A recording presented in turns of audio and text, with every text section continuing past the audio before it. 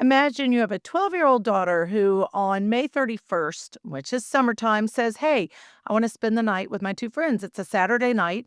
Of course, you're probably going to say, "Sure, no problem." So that's what happened on Saturday, May 31st. These three girls, Peyton Leutner, Morgan Geyser, and Anissa Wire, had a sleepover at Anissa's house. Peyton even brought with her one of her American Girls doll, and she and Morgan were really best friends. So they spent the night, and then the next morning they had breakfast together. They played some games, and then they decided to go to the park. That morning, here's what happened next. A 911 call from a bicyclist saying, "Hey, there's this little girl. She's hurt. She's in the woods, in the grass, at a dead end. She doesn't look good." Officer Dan Klein was the very first to respond to this little girl. And as he approached her, here's what he said. He said, "I'm Officer Dan. Are you okay?" And as he got even closer, he noticed a lot of blood. And do you know, it was Peyton Leutner, and she told the officer, "Morgan attacked me in the woods. She stabbed me." Morgan is one of those three friends, and she'd been stabbed 19 times. Then later in another interview, she told police there was another girl there. So three girls, two of whom stabbed Peyton. Now, police learned through their quick investigation that Morgan had been with Peyton at Anissa's house the night before, so that search began for those two girls. And just before 3 p.m. on that same day, on May 31st, Morgan Geyser and Anissa Wire were found. They were sitting on the side of a freeway, and they'd walked for about 5 hours. And they were kind of dirty. They were covered in stains, but their demeanor was very calm. And the officer said, "You know what? They seemed a little meek, if you will."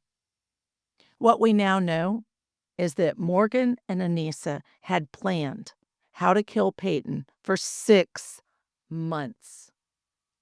They came up with three different plans on how they were going to kill, again, their friend, Peyton Leutner. Here's what Morgan said. These are quotes from Morgan Geyser. "You have no idea how difficult it was not to tell anyone.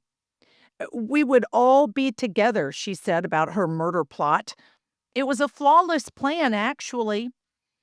And, they would talk about it in public," she said. Her and Anissa would whisper in public about how they were going to murder Peyton. "We would use code words. Like for knife, we'd say the word cracker. For the killing, we'd use words like itch."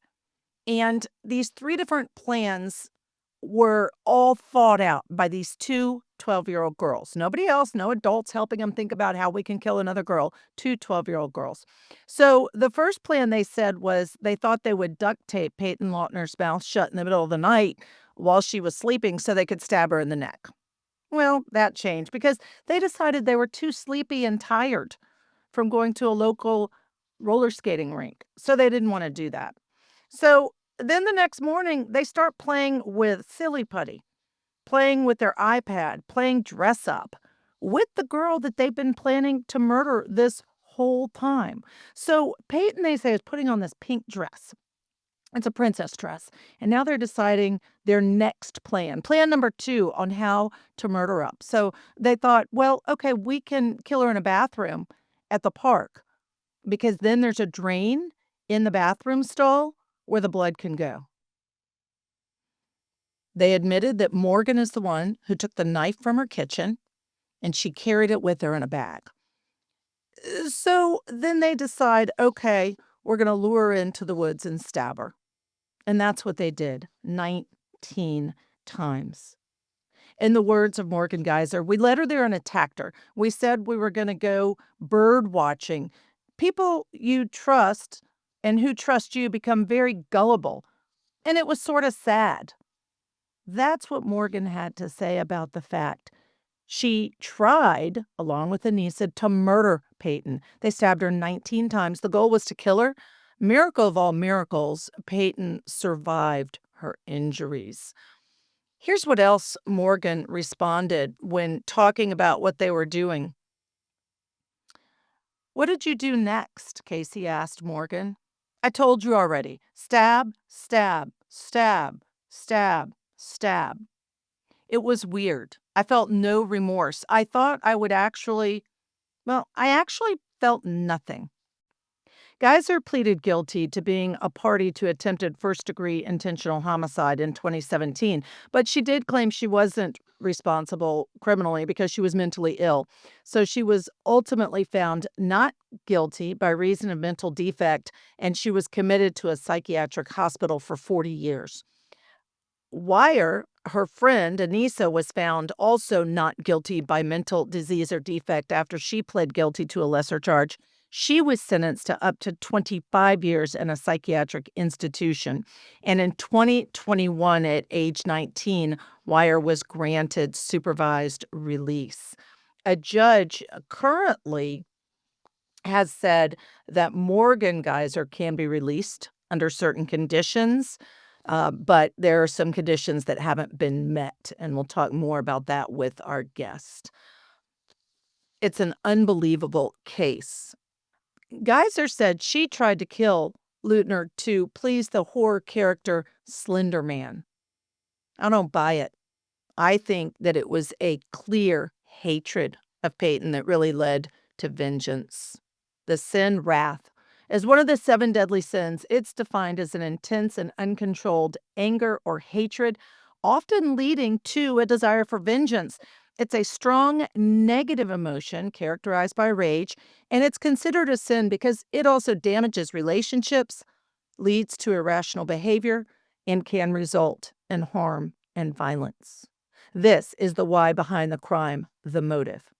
I'm Ashley Willcott. As a TV anchor, a former judge, a trial attorney, I have seen so many different cases, and I can tell you that almost every single case intersects with one of the seven deadly sins: pride, greed, wrath, lust, gluttony, and sloth, the opposite of the seven heavenly virtues, temptations that, when taken too far, do turn deadly.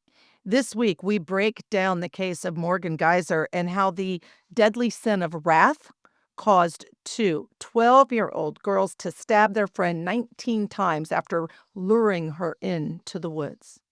Coming up next, joining us is trial attorney Silva Megerditchian in our breakdown segment, where we go deep on the how and the why two 12-year-old girls would take murderous steps to try to kill their own best friend in what I think is one of the most disturbing and fascinating cases of the 21st century. Let's get into it. This is the Deadly Seven. Silva, I cannot thank you enough for joining us. You're a renowned trial attorney. I'm Yes. so thrilled that you are on with us. You know, I adore you. I love what you have to say. And let's just tell everyone, when I Yeah. asked, would you do this, and said, hey, it's about Morgan Geyser, your first Yeah. response was, oh, I know a lot about this case. So I want to start there. What are your immediate thoughts when I say Morgan Geyser to you? Head Judge Ashley, first of all, it's such an honor to be with you and mass respect and huge fan as well. Um, Judge Ashley, it's really hard for me. I have been a juvenile defense attorney for many years. In fact, when I was in the public defender's office in LA County, I represented so many adults that when I started my juvenile career, it really sparked passion for me in a way that I had never seen before. My heart really was involved in representing children. So when the Slender Man case came to be, it shocked me to my core. And the reason being was very simple. These were two seemingly normal 12-year-old girls. One of them just wanted to be friends and be loved. That was Anissa. And Morgan, it was obvious there was something deeply there. Um, I knew from the start there had to be mental illness issues. They had enthralled themselves so much in the theory of Slender Man, and it fascinated me. And Judge Ashley, one of the biggest reasons it fascinated me as a criminal defense attorney, you Hmm. don't see normally that level of violence in a 12-year-old. They don't have the frontal cortex capacity to understand what they're doing, but we all know a 12-year-old knows right from wrong.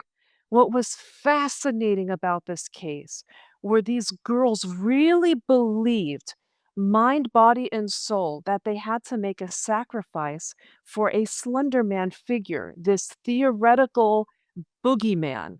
And that's what fascinated me, getting into, and I've always said this in my career, Judge Ashley, if we fix the root of a problem, we'll have a beautiful tree.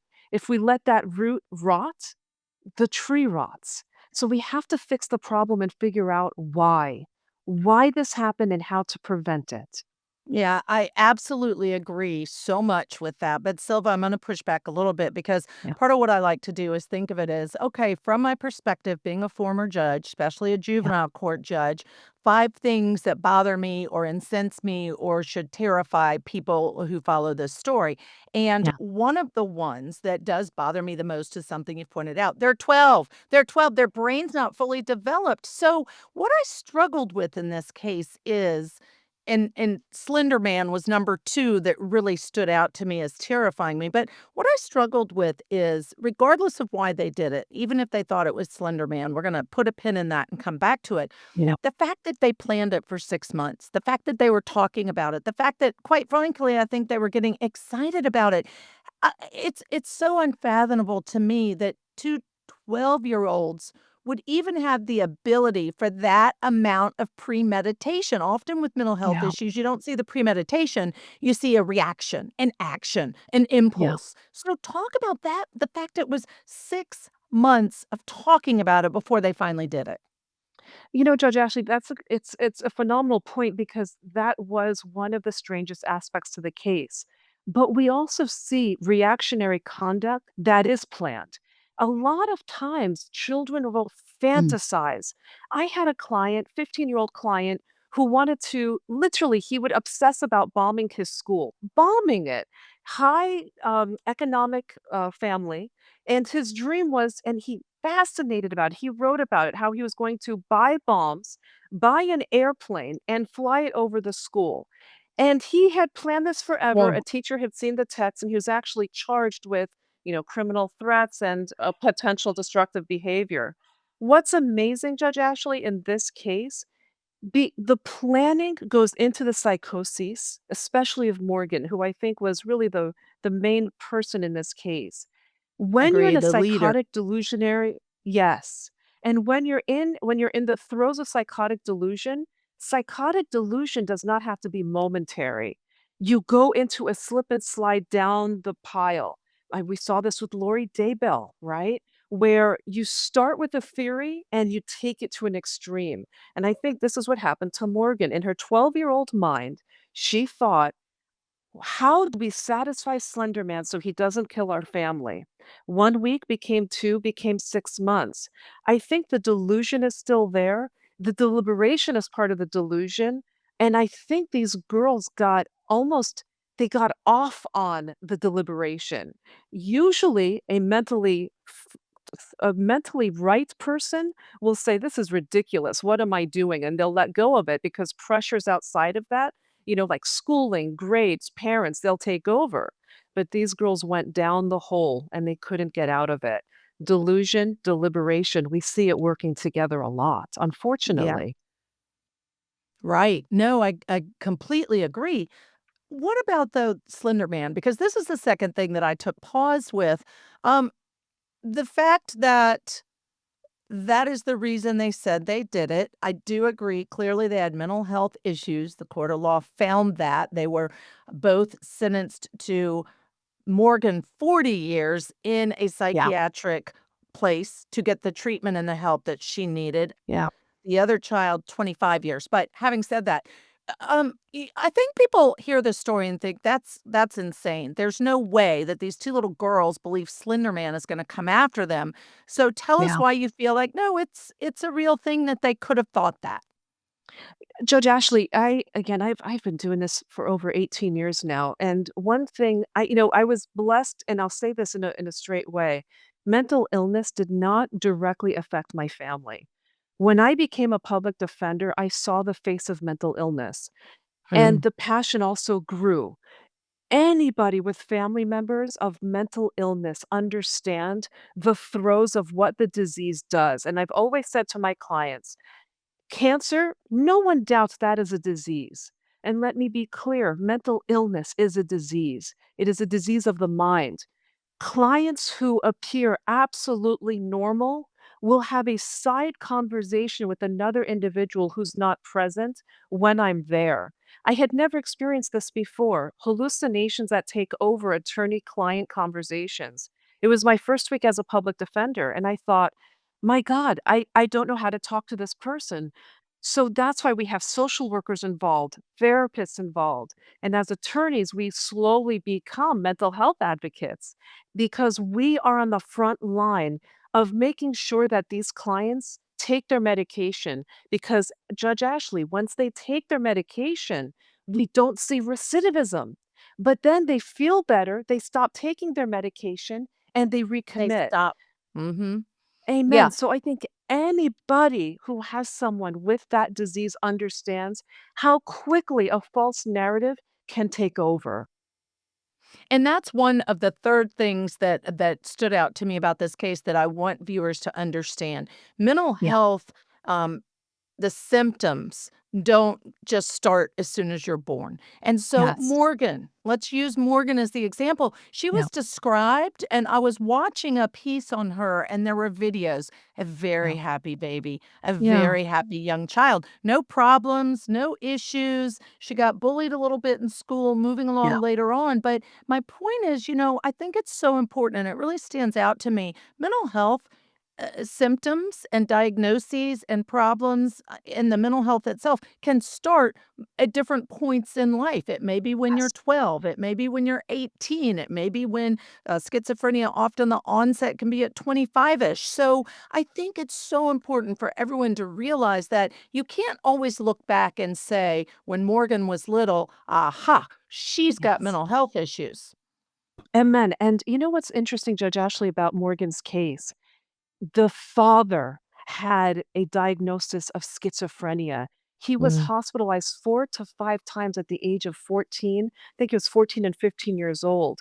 And you're absolutely right. Majority of my clients, I would say right now 60% of my clients have a mental health diagnosis.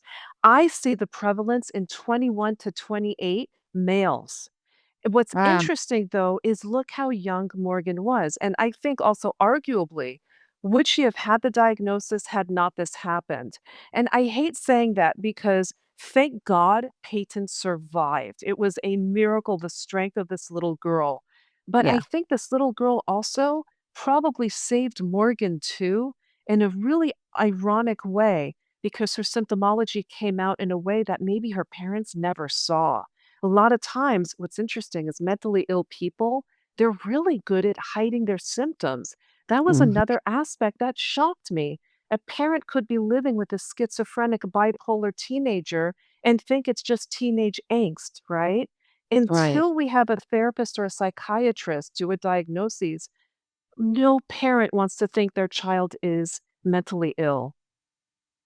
And we have a lot of examples of that with school shooters, right? Like, Yes. even if I mean, some there've been egregious red flags that perhaps parents have missed, but Yes. oftentimes, what parent's gonna think, even if they see some symptoms or they see some things that they think, "Well, my child's struggling right now," what parent's gonna think, "Oh, so they're gonna get a kitchen knife, lure this friend into the woods Yeah. and stab her 19 times," or they're gonna get a gun and shoot up a store. Parents aren't gonna naturally first think Yes. that. So, two other things I want to talk about while I have you, and they stood out to me as two other things that I almost think are one of them's terrifying, and here's what I mean by this. Yeah. So we know that now, not even 10 years later, she was sentenced to Yeah. 40 years. Morgan was in a psychiatric hospital.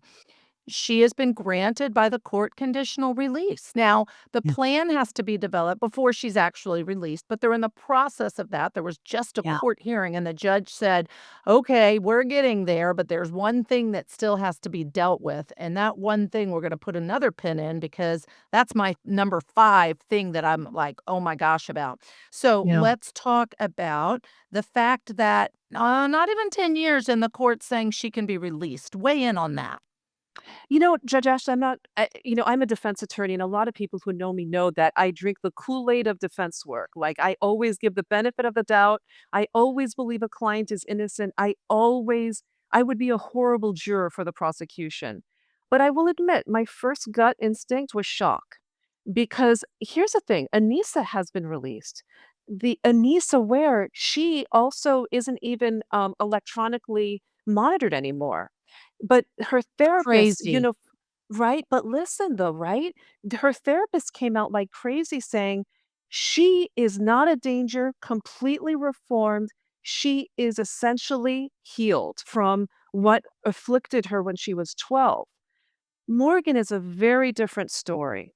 What's interesting about Morgan, her public defender admitted, guess what, Judge Ashley? Her doctor stated when she takes medication, she doesn't hear voices. So the natural instinct becomes if she thinks she's okay and she stops taking medication, she will hear the voices again. And there's troubling evidence that again, once she hears these voices, we know with psychosis and schizophrenia, it takes everything for them not to act on the voices because Mhm. it's so real. It did shock me, but Judge Ashley, I mean, you are a brilliant judge. I take pride in what I do, but I'm the first to admit I'm not a psychiatrist. If a Right. psychiatrist comes out and says that she is okay, it's their reputation. Because if God forbid something happens again, the blame will go to those psychiatrists that said she's okay. So they have a lot writing on this. It is a massive media story. But I am surprised. I am surprised that it came this quickly for Morgan. I Um, really am too. And I just have to interrupt and say thank yes. you for what you do for the defense aspect because it's not my thing. Like, I would have a very hard time being a criminal defense attorney for juveniles or otherwise. I know we all kind of have our place where we're passionate. And here's Yeah. what I want to say to you is thank gosh Yeah. you are one of those people who's committed, passionate, believes in your client, fights for your client. Because if the worst of the worst offenders didn't have that, these 12-year-old girls didn't have that, then that's a slippery slope and all of our constitutional rights are stepped on. So thank you for what you Mm, do.